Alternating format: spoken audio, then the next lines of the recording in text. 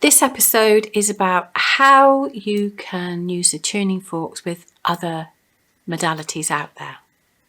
So I'm going to talk you through how you can bring in sound healing, sound therapy to what perhaps you already do. It takes the mystery away from this being a separate modality in its own right. Of course it is. However, you can bring it together with so many beautiful, beautiful things.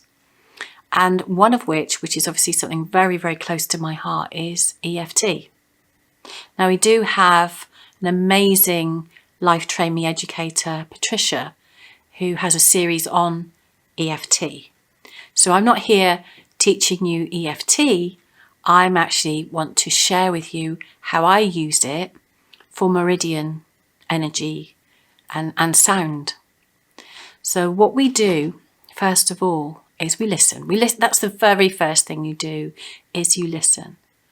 And then the EFT points, which are the crown of the head, the inside of the eyebrow, the outside of the eye, under the eye, under the nose, under the bottom lip, in the chin area. The kidney meridian is your collarbone. Under your arm is the spleen. You have the liver meridian, which is underneath the breast point. And then you have the fingertips. Now, I use all of those. And what we do is we get the weighted on. So we use the weighted tuning fork. And what we do is we work with the energy of the forks, with the energy of the meridians, which relate to individual organs. And that is how we stem. We take the meridian point and we stem the om to these points. So we strike once and then we stem it to the meridian point, and we let the sound just play all the way out. And we do that the whole sequence, and we do that twice. And what that also does is it brings a real sense of peace and tranquility to the body.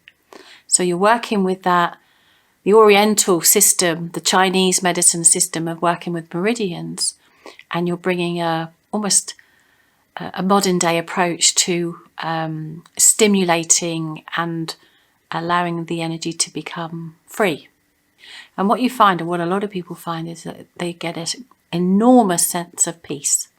What is important when you are using the tuning fork with the EFT points, the meridian points, is that you hold an intent. So it might be for peace. It might be for optimum well-being. So your thoughts on each and every point focuses on that word. It could be love. So when you actually work with the vibrations of the Om tuning fork with your meridians, which are going into the organs of your body, you're bringing love or peace or some other intent of a positive nature. And that is what your body is resonating at. We can also use the tuning forks with crystals. There are many, many ways we can use this. So we can charge them. So we can bring the tuning fork around the energy of the crystals.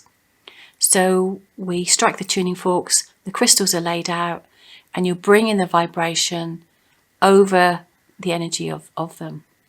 You can also take the tuning forks and stem the weighted om and stem the crystal itself. You can work with that outside in nature to charge the energy of the ground or the sacred site or the woods or wherever you want to be. You can also work with the person. So you can put crystals on the chakras, and you can come up through the chakra system with especially the weighted om, and stem the crystal that is on the body. So what that person has is crystal and sound medicine combined. It's such a powerful, beautiful vibration because crystals hold a frequency and vibration. The sound holds a frequency and vibration. And then you couple that with your intent you've got this beautiful, beautiful flow of a very powerful healing modality. You also can use the tuning forks with essential oils.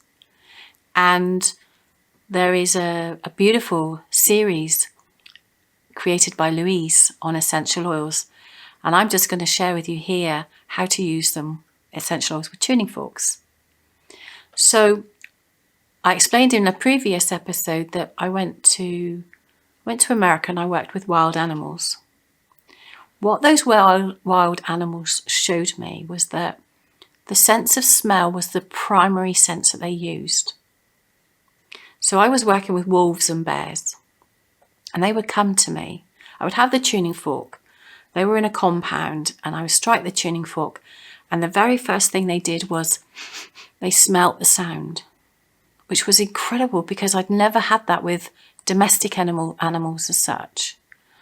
So they smelt the sound, and then that would make them decide whether they were going to stay and listen or not. So what that did is it started me really reflecting on our olfactory system.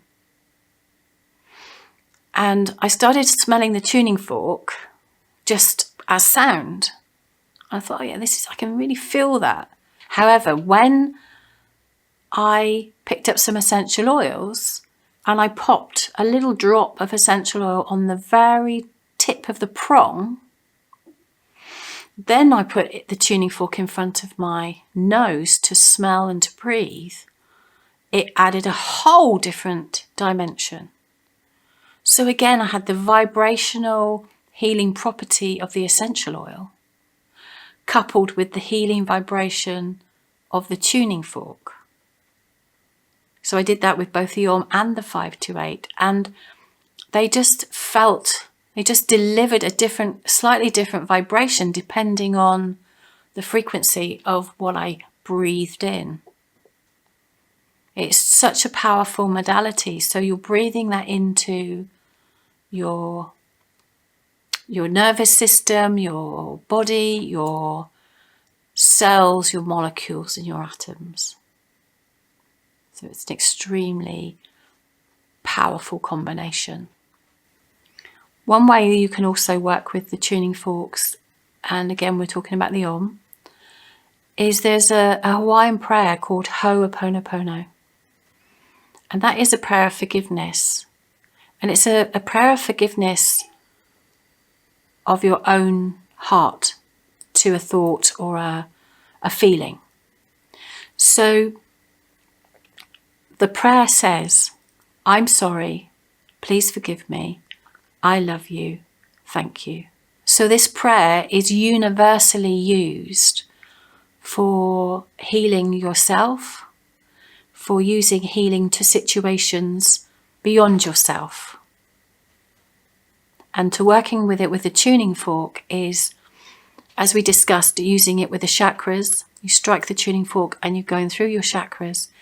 And as you're just doing the rotations clockwise, you're just allowing that prayer to come in and permeate the chakra and the energy field whilst you're doing the tuning. Reflexology and sound therapy is a marriage made in heaven. Again, the Om tuning fork, the weighted one, is absolutely fantastic for using on the reflexology points on the feet. So instead of using your thumbs or your fingers, therapists can use the tuning fork on those areas. So what it allows is if you've got some built up crystals in the feet, instead of the therapist having to wear their thumbs out, they can use the Om tuning fork to start to stimulate the response of healing in the foot, and then they can use their thumbs and massage it through. We have massage therapists using the tuning forks on tense muscles, tense areas of the body. We have trigger point therapists using the tuning forks on trigger points, so acupressure points. So instead of having to use again their thumbs, they are using the tuning forks to create a vibration where the body releases the tension it's feeling. And therefore, it's less painful for the client. And obviously, it's better for the therapist because they're not having to push down with their thumbs and wearing out their thumb joints and their thumb energies. Anything we can do that allows us to become more balanced in our minds and peaceful in our minds will have a knock-on effect to intuitive practice. So I'll call that psychic awareness. So you have an insight of things that perhaps you don't know you know. How you can go into your body, into your flow of yourself within and say, where are my answers? Where are the answers to my questions? Now that is about psychic awareness and what we call pineal enhancement. In your brain, you have a pineal gland,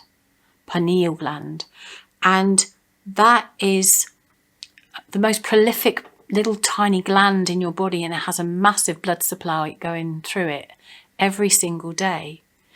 When we're born, it's the size of a grape. When we get older, it becomes the size of a rice grain. The reason it atrophies, which means it gets smaller, is because we have electromagnetics, we have Wi-Fi, we have fluoride, we have a lot of influences that in essence shut down our intuitive gifts. So you see children playing. They play make-believe. Their pineal gland is ripe and functioning, and they're playing, and it's just wonderful. And then as they sort of go on and they go to school and stuff like that, they sort of start to shut down. So after the age of 7, children start to shut down their imagination, which is such a shame. So we have children actually using the tuning forks to allow themselves to not feel. We have children that are 7 and 8 that are stressed. And the other good thing that we've found is that this works with children with autism, ADHD, Asperger's, any children that are what I call super sensitive, are special children that are finding it hard to cope in this world. The tuning forks, the Om again, brings them into a status of peace. And you might have a highly active child, after listening to the tuning fork for 10 minutes, becomes relaxed and calm. It's astounding. It's astounding what the sounds can do for our future generations. So working with the tuning fork in the air and the atmosphere, you can clear spaces. People do house clearances, making houses and homes happy using the tuning forks. It's just simple. We've spoken in this episode about how tuning forks can work with other modalities and how they can enhance other modalities. And I really now want to just share with you how passionate I am about working with the tuning forks with animals. They receive it so unconditionally. Mind you, that said, actually, if they don't want it, they'll walk away. Majority of animals really do love it. And it really helps, especially rescue animals. We rescue West Highland Terriers. So we've actually used it with all our boys and girls that we've rescued over the last few years. And what we found was that it enables the beautiful, beloved doggies that come to us, and cats for other people. This isn't isolated to dogs. Horses, dogs, cats, birds, reptiles, whatever. They all respond really well to sound. But in my personal experience, we've rescued 9 over the last 3 years, and we have used the tuning forks with them to help with the reasons why they came to us in the first place, with really, really good responses. We work with it with their health and well-being, and that's also their mental health, their emotional health, their physical health, and their spiritual health. And it brings a connection.